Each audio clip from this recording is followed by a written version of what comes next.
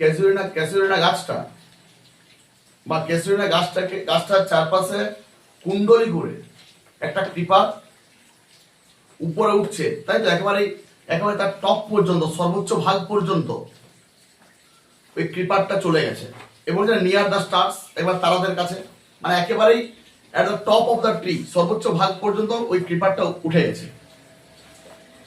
এবং এই ক্রিপারটা তাকে চারপাশ থেকে জড়িয়ে ধরা সত্ত্বেও ওই ক্যাসুলিনা গাছটাকে বা ক্যাসুলিনা গাছটা এটা স্কার্পের মতো, মাফলার বা ওড়না, এটা স্কার্পের মতো তাকে পরে রয়েছে, তাই তো? একটা স্কার্পের মতো ওকে পরে রয়েছে, বা সেই ক্রিপারটাকে সহ্য করে আছে। একটা ক্ষত থাকা সত্ত্বেও বা তার চারপাশে ক্ষত হয়ে যাওয়া সত্ত্বেও, ক্ষত চিহ্ন থেকে যাওয়া সত্ত্বেও তাকে সহ্য করে আছে। তারপর আর কি পেয়েছি, যে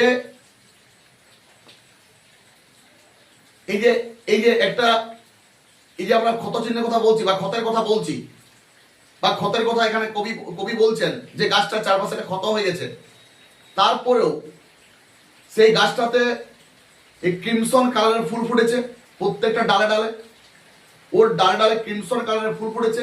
এবং রাত্রেবেলায় ওই ক্যাসুলিনা গাছটা থেকে গান ভেসে আসে, এগুলো কবি শুনতে পান। এই ব্যাপারটা আগে প্রথম স্ট্যান্জাতে আমাদের বলেছেন। এরপর সেকেন্ড স্ট্যান্জা বা পরের 11 লাইনে কি আছে দেখ, কি বলছে। হ্যাঁ, তাহলে লাস্ট লাইন ছিল sang darkling from the tree, sang darkling from our tree, মানে আমাদের গাছ থেকে। অ্যাকচুয়ালি আমাদের গাছ বলতে ওই ক্যাসুলিনা গাছটা, সেখান থেকে ওই অন্ধকারে গাইতে থাকে, অর্থাৎ সেই গাছ থেকে গান ভেসে আসে,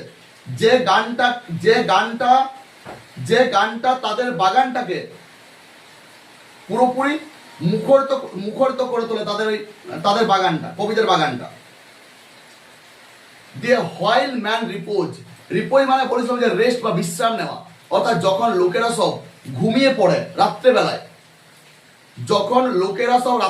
ঘুমিয়ে পড়ে, তখনই ওই গাছ থেকে একটা গান যেন ভেসে আসে। এরপর বলছে হোয়েন ফার্স্ট মাই কেসমেন্ট মানে হচ্ছে জানলা। কেসমেন্ট কথার অর্থ কি? CASEMENT, কেসমেন্ট মানে হচ্ছে জানালা, উইন্ডো। কেসমেন্ট কথার অর্থ হচ্ছে জানালা বা উইন্ডো। তাহলে when first my casement is wide open thrown, কখন? At dawn. অ্যাট ডন বলতে লিখে রাখবি যা বলছি আমি এগুলো। অ্যাট ডন বলতে in the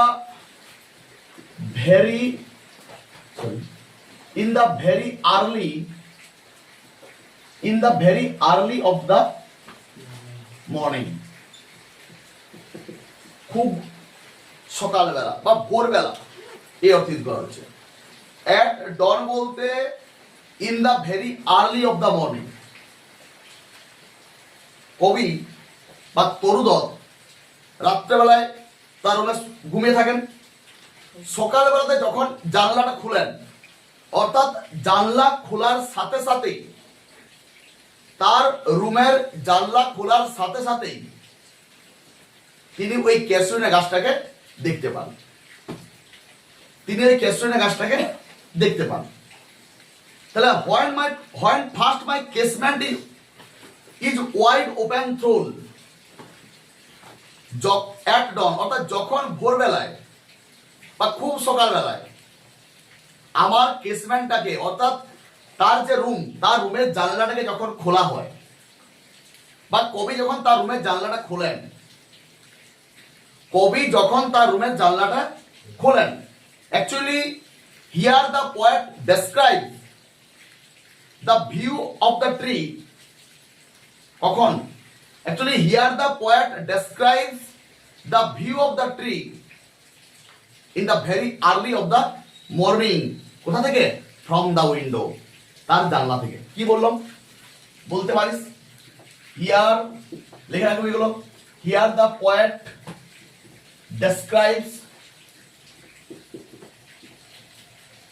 describes the view of the tree। কোন সময় কথা বলা হচ্ছে? আমরা at dawn বলতে পারি, এখানে at dawn বলতে পারিস, অথবা বললাম যে in the very early of the morning, very early of the morning। কোথা থেকে? কোথা থেকে? from the window বলতে পারিস।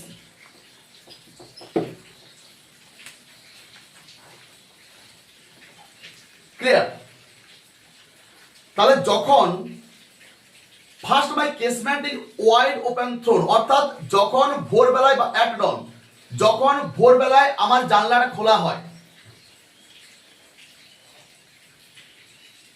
যখন ভোরবেলায় প্রথম আমার জানলাটা খোলা হয়, কি হয় তখন? মাই আইজ ডিলাইটেড। ডিলাইট মানে কি? আনন্দিত হওয়া। তাহলে আমার চোখগুলো আনন্দিত হয়। ভালো করে বুঝলি? মাই আইজ ডিলাইটেড, আমার চোখগুলো আনন্দিত হয়। অন ইট রেস্ট, অর্থাৎ my eyes delighted to see the tree from the window. বুঝলি?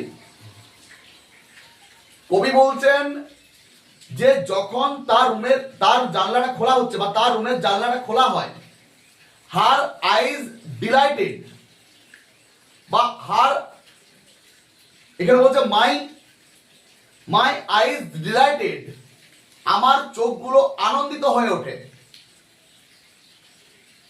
On it rest, on it rest, আমি বললাম অন ইট রেস্টটা বাদ দে, to see the tree from the কি বললাম? উইন্ডো। জানলা থেকে গাছটাকে দেখেই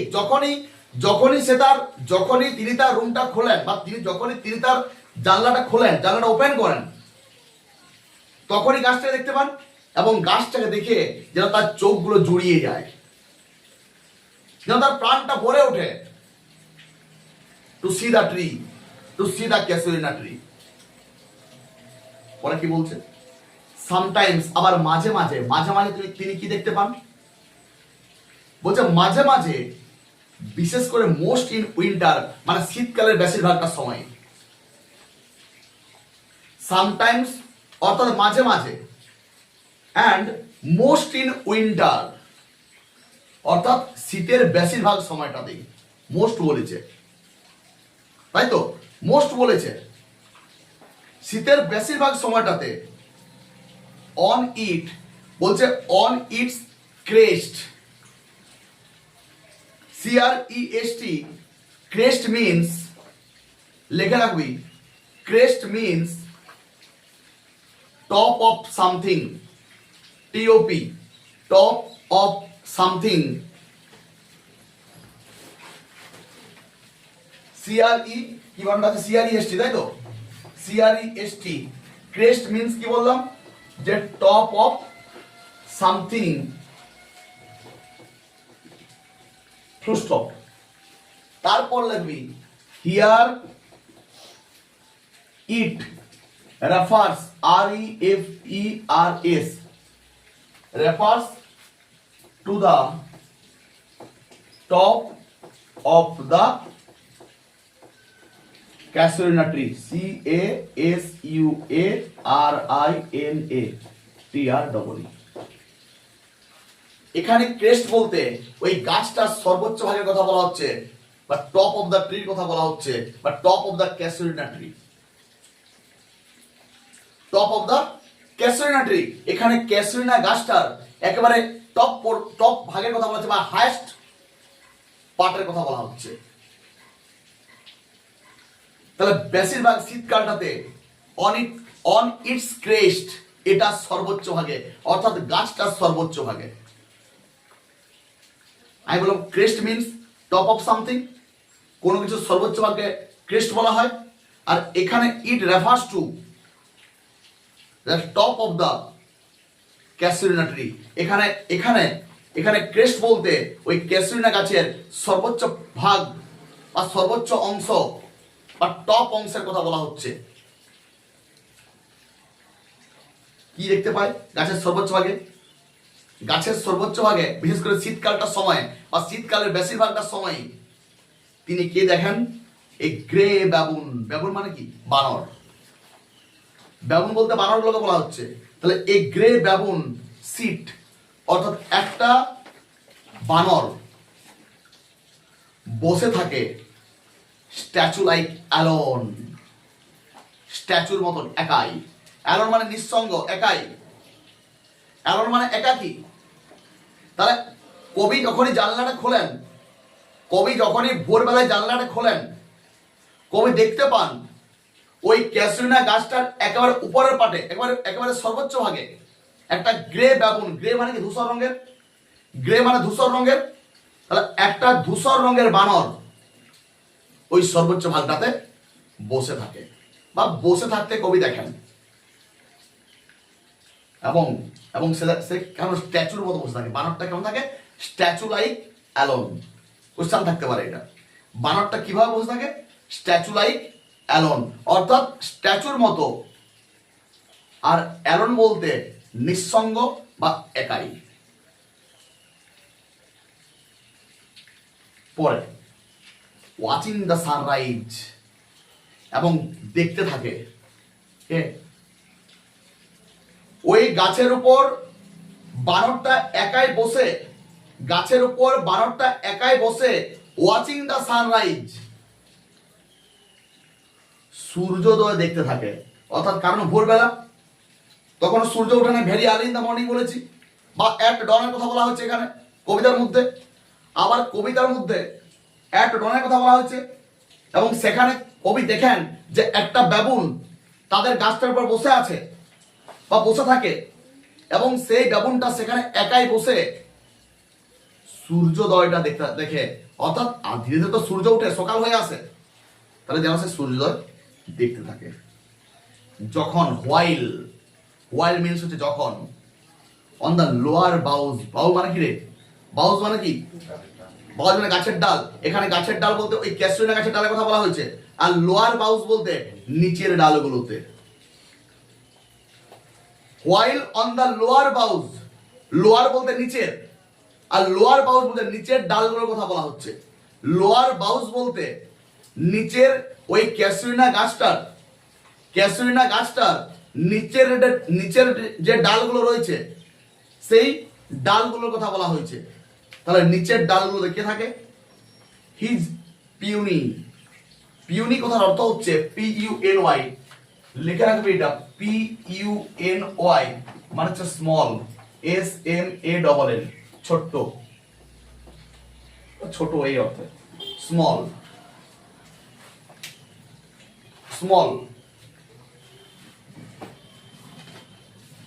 তাহলে নিচের ডালে কে থাকে? নিচের ডালে থাকে হিজ পিউনি অফস্প্রিং। অফস্প্রিং বলতে অফস্প্রিং কথার অর্থ হচ্ছে OFFSPRING, অ্যাকচুয়ালি ইয়াং বাবুনস। বাবুন নামটা কি আছে? BABOONS। অফস্প্রিং বলতে ইয়াং বাবুনস গুলোর কথা বলা হচ্ছে, অর্থাৎ ওই বাবুনের বাচ্চাগুলোর কথা বলা হচ্ছে। এর কোশ্চেন থাকে যে অফস্প্রিংটা কি? ক্লিয়ার? তাহলে পিউনি মানে কি বললাম? পিউনি মানে ছোট, স্মল। অফস্প্রিং অর্থাৎ ইয়াং বাবুন। দেখ, বাবুনটা বসে আছে সর্বোচ্চ পাটে বা একেবারে উপরে বাবুনটা বসে আছে, আর নিচের যে ডালগুলো রয়েছে নিচের যে ডালগুলো রয়েছে ওই নিচের ডালগুলোতে হিজ পিউনি অফস্প্রিং, তার বাচ্চাগুলো রয়েছে। বলছে leap and bound, leap and sorry হ্যাঁ লিপ অ্যাবাউট, তারা লাফালাফি করে অ্যান্ড প্লে, এবং খেলাধুলা করে। কারা কারা লাফালাফি করে? ওই অফস্প্রিং গুলো, বাবুনের বাচ্চাগুলো নিচের ডালগুলোতে, নিচের যে বাউসগুলো রয়েছে, নিচের যে ডালগুলো রয়েছে ক্যাসুলিনা গাছটা, ওই ডালগুলোতে বাবুনের বাচ্চাগুলো লিপ অ্যাবাউট, লাফালাফি করে অ্যান্ড প্লে, এবং খেলাধুলা করে। ক্লিয়ার? তারপর কি বলছে? অ্যান্ড ফার অ্যান্ড নিয়ার, দূর দিগন্তে, অ্যাকচুয়ালি মানে দূর দিগন্ত, সর্বত্র এই অর্থ ইউজ করা হয়েছে এখানে। And far and near kokilas hail the day. Hail means, মনে রাখবি হেল কথার অর্থ হচ্ছে HAIL, হচ্ছে এটা।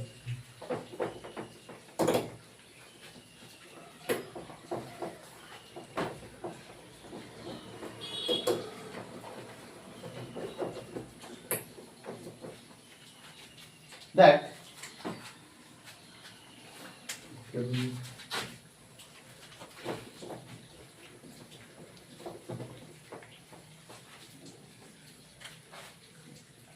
HAIL,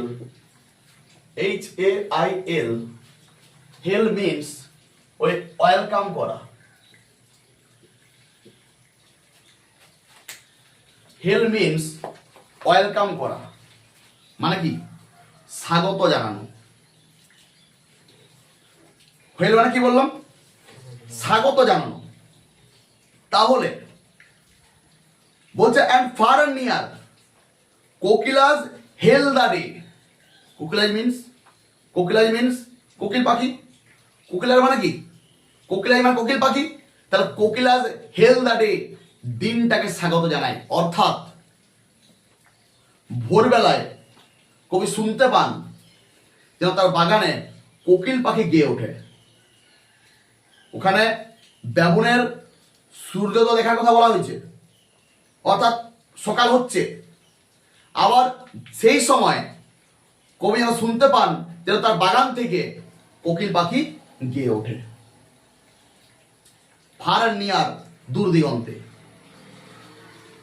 মানে কবির কানে সেই কোকিলের ডাকটা ভেসে আসছে বা ভেসে আসে, যে ডাকটা welcome the day, hail the day, দিনটাকে স্বাগত জানায়, দিনটাকে ওয়েলকাম জানায়। অর্থাৎ নতুন যে দিন আসছে, নতুন যে দিন আসছে, সেই দিনটাকে ওই কোকিলটা ওয়েলকাম করছে বা হেল করছে বা স্বাগত জানাচ্ছে। তারপর কি বলছে? অ্যান্ড টু দেয়ার পেস্চার্স মানে কি? পেস্চার্স মানে মিডো, MEADOW, লিখে রাখবি এগুলো। পেস্চার্স মানে হচ্ছে মিডো,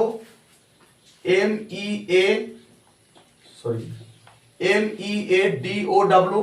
মিডো মানে হচ্ছে চারণভূমি বা তৃণভূমি। মিডো মিন্স চারণভূমি বা তৃণভূমি। তাহলে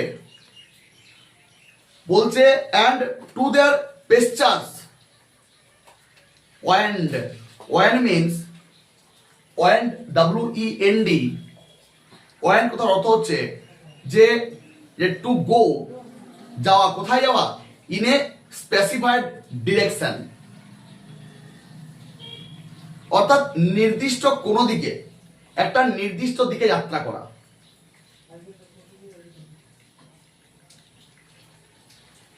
একটা নির্দিষ্ট দিকে যাত্রা করাকে অ্যাকচুয়ালি ওয়েন্ড বলা হয়। টু গো ইন, বললাম স্পেসিফাইড ডিরেকশন। এখানে চলে যাওয়া অর্থে ইউজ করা হয়েছে, এখানে চলে যাওয়া অর্থে ব্যবহার করা হচ্ছে। কি বলছে? বলছে to their pastures wend our sleepy cows. Sleepy cows মানে কি? ওই ঘুমন্ত গরুগুলো বা নিদ্রালু গরুগুলো। তাহলে একদিকে কবি কি বলছেন? কবি বলছেন যে কোকিলগুলো যেন নতুন দিনকে, নিউ ডেকে, নতুন দিনকে তার গানের মাধ্যমে ওয়েলকাম করছে, হেল করছে, স্বাগত জানাচ্ছে। আবার অ্যান্ড টু দেয়ার পেস্চার্স, তাদের যে তৃণক্ষেত্রগুলো রয়েছে, তাদের যে তৃণভূমিগুলো রয়েছে, তাদের যে মিডোজগুলো রয়েছে, পয়েন্ট সেদিকে যায়, সেদিকে যায়। পয়েন্ট মানে কি বললাম? যে যাওয়া। পয়েন্ট কথাটা চলে যাওয়া অর্থে বা যাওয়া অর্থে ইউজ করা হয়েছে, তাহলে সেদিকে যায়। অ্যাকচুয়ালি পয়েন্ট মানে যাওয়াই। বললাম যে কোনো নির্দিষ্ট দিকে যাওয়াকে আমরা ওয়েন্ড বলি। কে যায়? ওয়েন্ড আওয়ার স্লিপি কাউজ, আমাদের স্লিপি কাউগুলো যায়। অ্যাকচুয়ালি আমাদের নিদ্রালু গরুগুলো,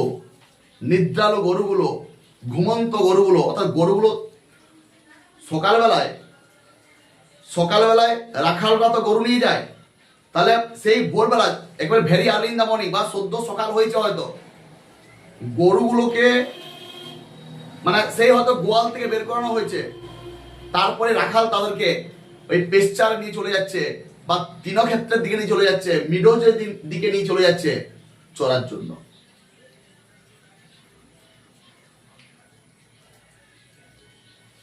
and in the shadow, shadow মানে কি?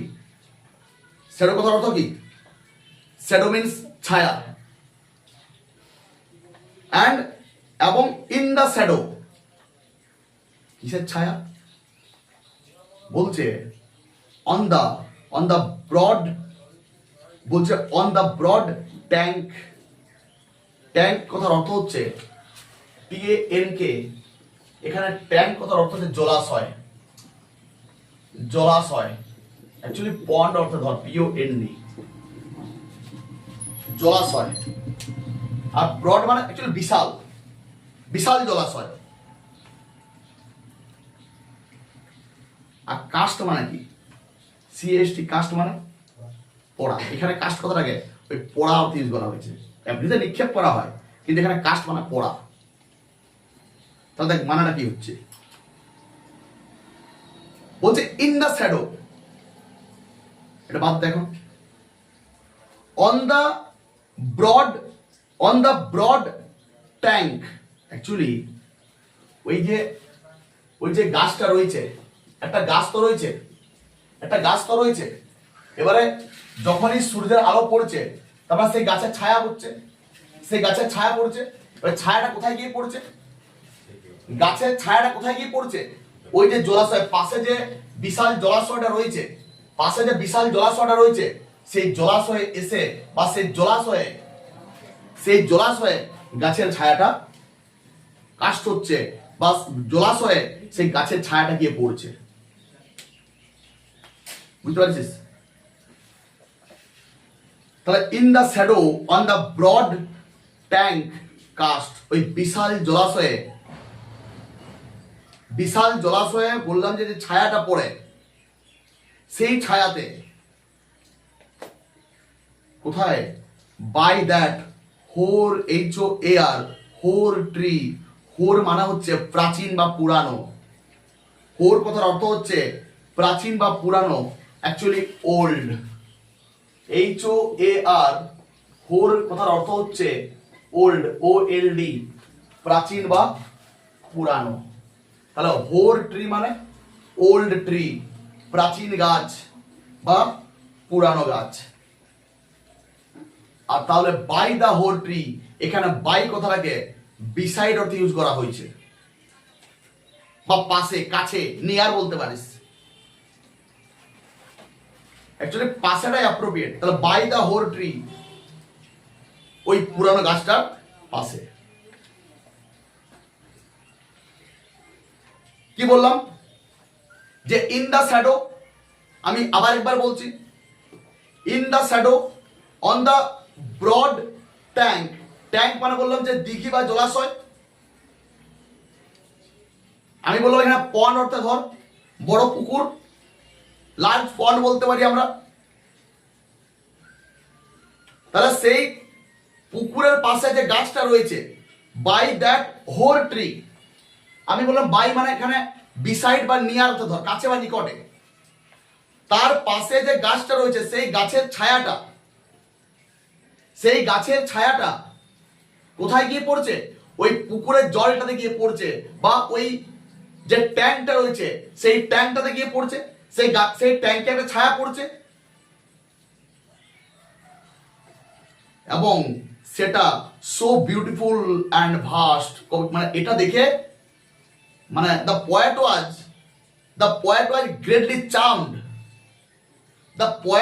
গ্রেটলি চার্মড টু সি ইট,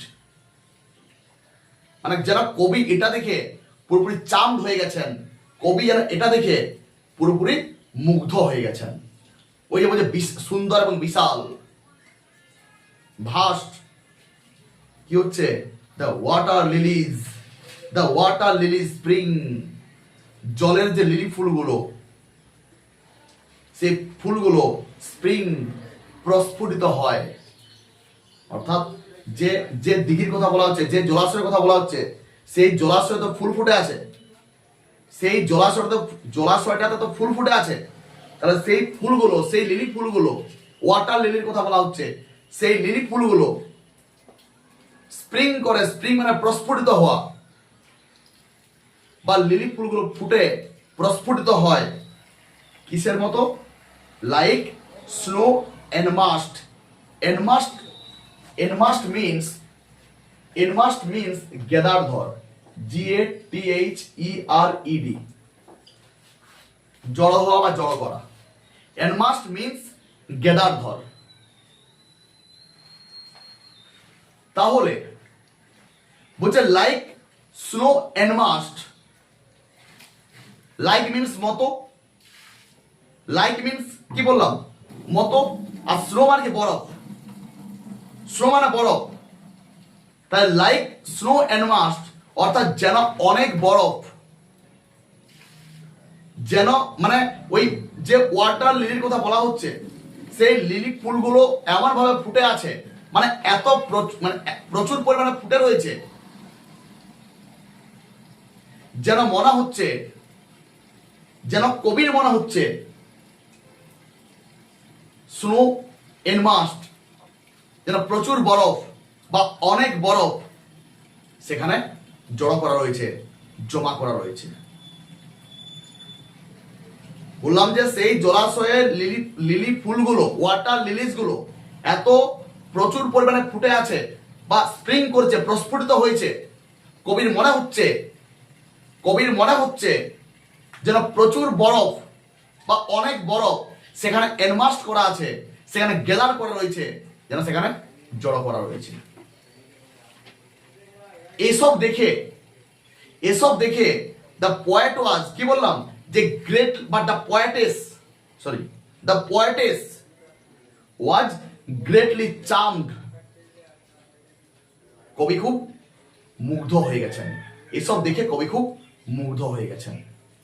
এই হচ্ছে আমাদের সেকেন্ড স্ট্যাঞ্জার টেক্সট। দেখবি এখানে যে ছন্দগুলো দেখ, আমি যেরকম আগের ছন্দটা বলেছিলাম যে ABBA CD DC EEE বলেছিলাম, তো এখানেও দেখ ওই ছন্দগুলো ওই রকম, এই যে 11টা লাইনের কথা আমি বললাম বা এখন যে সেকেন্ড স্ট্যান্ডার্ড পড়লাম, তবে ওখানে ছন্দগুলো ঠিক একই রকম ভাবে রয়েছে, ওই ABBA CD DC EEE। দেখ এবার লক্ষ্য কর, দেখ থ্রোনের সাথে অ্যালনের মিল রয়েছে, সেম AA। আবার ক্রেস্টের সাথে রেস্টের সাথে ক্রেস্ট, মানে ওটা rest B, crest B, ABBA আসছে। পরেরটা চলায় বাউজের সাথে কাউজ, আবার ওটা সি, এটাও সি। এদিকে প্লেস সাথে ডে, মানে ডি। আবার এদিকে কাস্ট, ভাস্ট, ইনমাস্ট, তিনটা ছন্দ কিন্তু একই, এটাতে ই। এভাবে আমি আগের স্ট্যান্ডার্ড ছন্দগুলো আলোচনা করে দিয়েছি, এবং কবিতার যে ভাগগুলো, সেই ভাগগুলো আমি বলে দিয়েছিলাম, তাই তো? যেটা বলেছিলাম যে 8টা লাইন, তারপরে তিনটা লাইন টারসেট, তিনটা লাইনকে যা বলা হচ্ছে কনক্লুডিং কাপলেটে। ক্লিয়ার?